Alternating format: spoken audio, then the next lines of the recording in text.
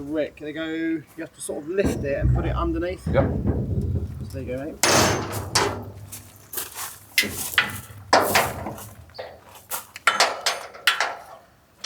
The hook's on. Yep, got it. No, it's fell off again. Oh no.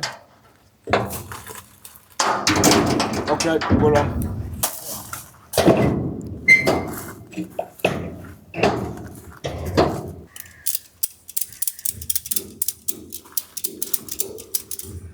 So the strap is over the top of the bell, holding it down nice and tight. I think it should be okay. We're just going to drive nice and carefully to the convent now, so let's crack on. That's not going anywhere.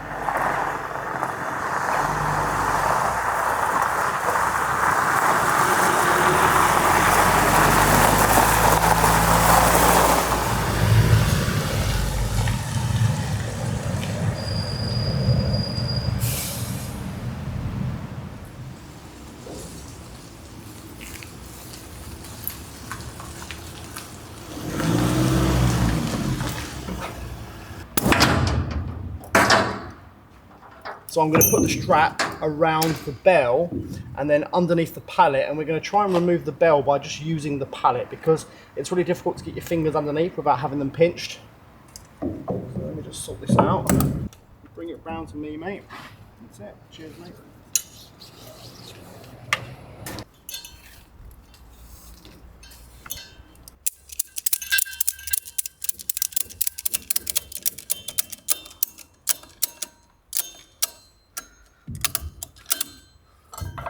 Well, that's not going anywhere now.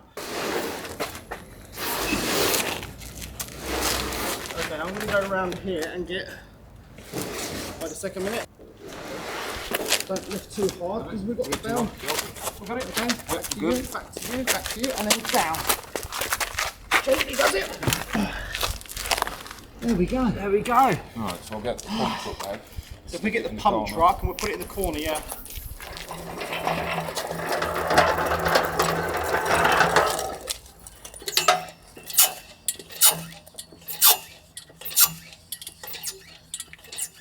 Alright, ready to move.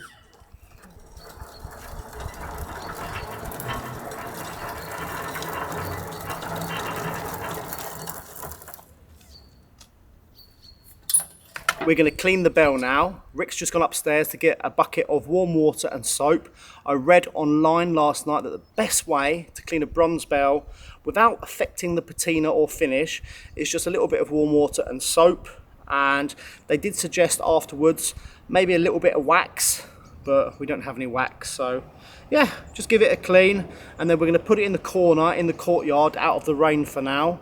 And after the Halloween party, when we get time, we're going to start installing it, so it's going to be good fun. Okay.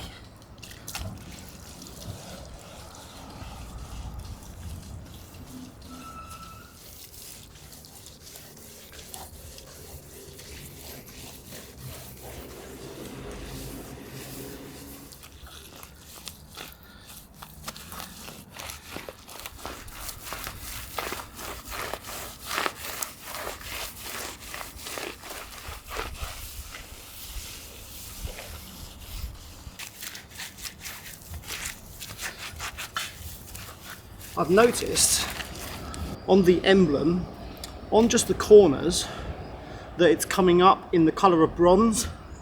I imagine it was always probably like that. Also here you have the manufacturer's number.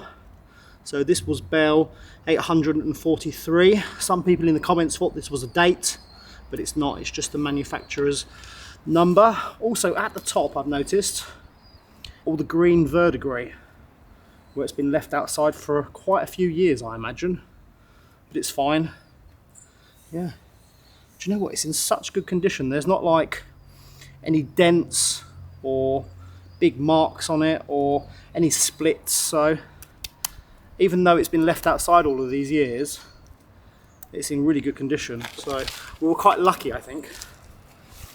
That should do in a minute. Just going to clean the inside a little bit. So this is the clapper, and the gentleman said that he has attached a counterweight, which actually makes it sound better, he said.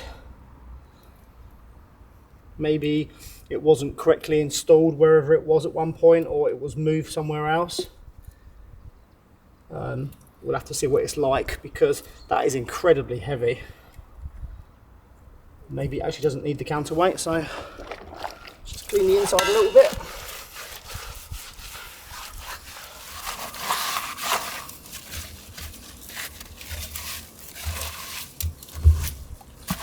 There we go.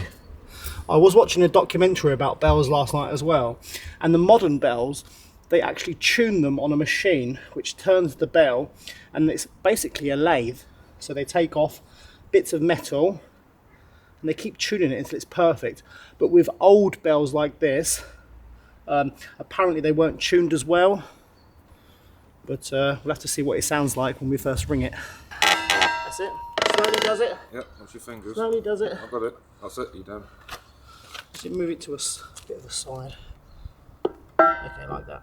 I'd certainly 100% believe that these on the top here are casting defects. You can see where it's pitted. I think that possibly when it was first cast, maybe it was, I don't know, sort of rejected maybe, I don't know. But that's certainly not from corrosion, because there is no exposed metal and it's still silver below, because bells like this were essentially silver plated to protect them from the elements. And if you look inside, it's still all silver, and you can see here some of the bronze is shining through a little bit. Yeah. Very interesting. I'm going to take off this extension that somebody's put on at some point, because it's not original to the bell, and I think it's going to affect the way it performs when it's up in the bell tower. So let me just take it off quickly.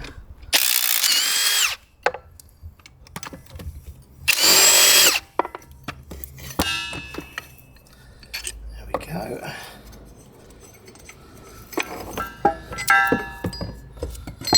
There we go, we can see what he's done. He's added something to the bottom of it. It's not metal wire, it's solder, maybe because it's more heavier, I don't know.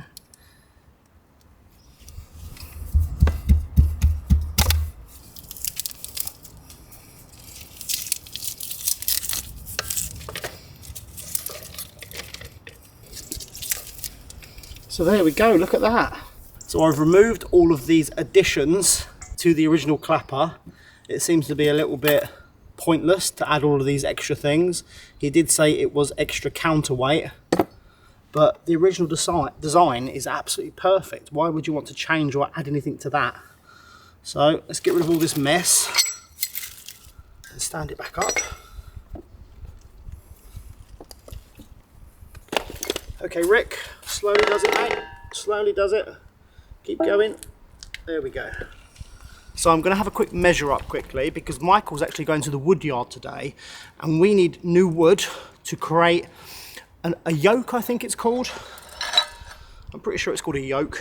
So I've got a photo of this bell when it was mounted on a wooden frame, and it had a long piece of wood with 2 pivot points, and then a higher piece of wood that went all the way, which was cut with like a rounded top on it. There was also a wheel as well for the rope to pull the bell, but we don't have one of those. Exactly 10 centimeters. Perfect. Yeah, 10 by 30. So we're going to go up into the bell tower now, and I need to have a measure up there as well, just to see how long the wood's got to be. So let's go.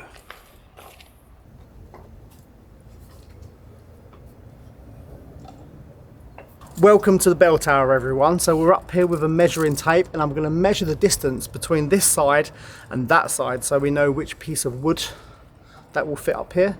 Up here as well, you can see these cups which are cut out in the wood, and you can see that's where the bell used to pivot. So the bell would have hung just behind me here, and it would have swung. Hoping that there's enough space up here, because that bell is pretty big. Right, let me just measure quickly. Go a little bit higher. Oh, this ladder doesn't look safe. Okay.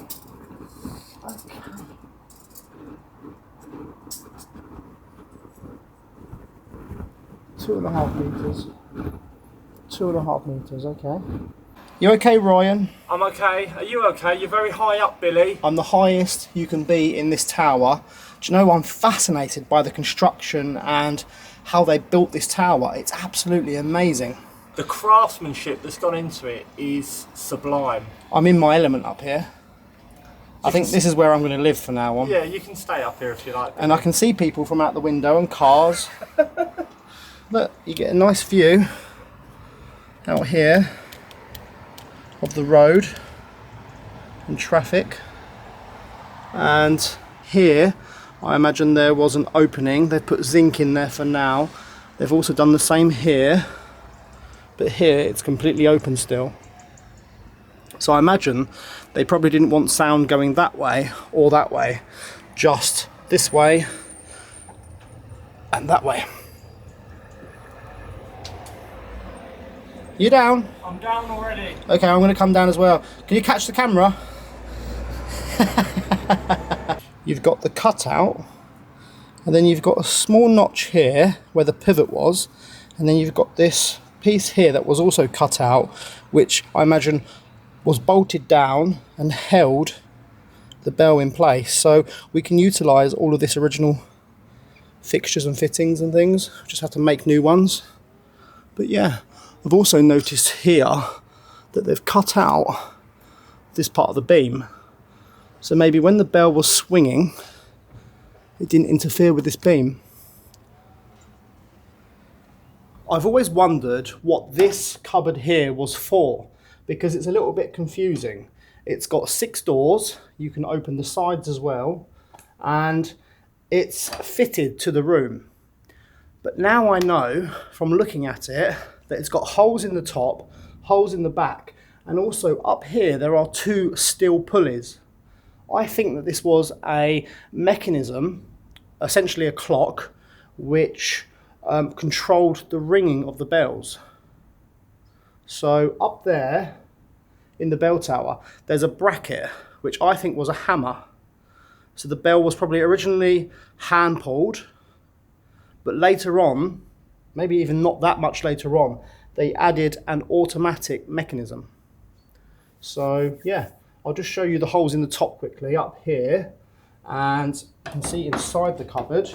Let's open it up. So you can see in here there's a bracket, 2 beams which have held the mechanism, and then in the top of it you've got 2 openings which were probably for rope, and then you've also got 2 openings at the back as well, and this was essentially a case for a clock, and it's incredibly, very old, incredibly old. So the bell is now out of the way, under cover and out of the rain. It's going to stay here until just after the Halloween party. We'll have more time then to start building the wooden structure for it. I've already started ordering things for it, so it's going to be a fantastic project. But for today, we're finished at the convent. We need to go back to the chateau now and start getting everything ready for this big Halloween party. So let's crack on.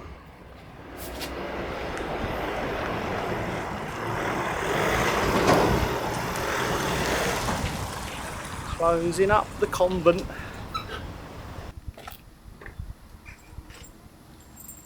Look at this primitive chain and padlock. I would like to get these gates on electric motors at some point. The code isn't my birthday. So thank you everyone for watching today's video. We're back at the chateau now. We've been quite busy here today, but I don't want to show what we've been doing in the chateau until tomorrow, because we're putting all the decorations up and it's been really busy in general. Have you had fun today, Ernest? Yep. Yeah, he's been helping us. So thanks for watching, and we'll see you all tomorrow.